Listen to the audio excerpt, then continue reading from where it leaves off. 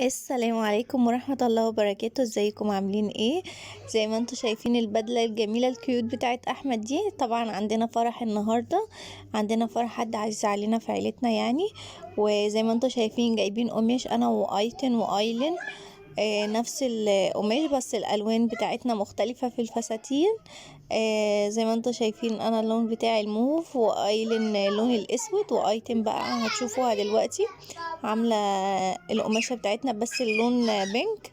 طبعا احنا ما نقدرش ان احنا نصور في الفرح لان احنا طبعا الفرح كان زحمة وفي ناس كتير، واحنا مش من حقنا ان احنا نصور يعني حد طبعا من غير ما نستأذنه. فاحنا كنا بنحاول كده نعمل لقطات كده سريعة علينا بس انا وهما، عشان نشاركها معاكم.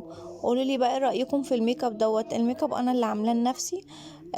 طبعا انا مش شاطره قوي يعني في الميك اب، بس حاولت ان انا اعمل ميك اب لنفسي لان ما كانش في وقت ان انا اعرف اروح من الولاد يعني الميك اب ارتست او كوافير اعمل ميك اب فيه. فزي ما انتم شايفين طلع اللوك بتاعي كده. ايسل بقى طبعا ما لبستهاش فستان لان الجو كان برد قوي واحنا كنا بالليل، ففضلت ان انا البسها يعني لبس يكون شتوي وتقيل كده عشان ما تبردش مني. ان شاء الله كده الفترة اللي جاية هننزل معاكم بمجموعة فيديوهات هتعجبكم جدا. يا ريت اللي مش مشترك عندنا في القناة ما يبخلش علينا ويضغط زر الاشتراك، وما تنساش تضغط على علامة الجرس عشان يوصلك كل فيديو جديد احنا بننزله.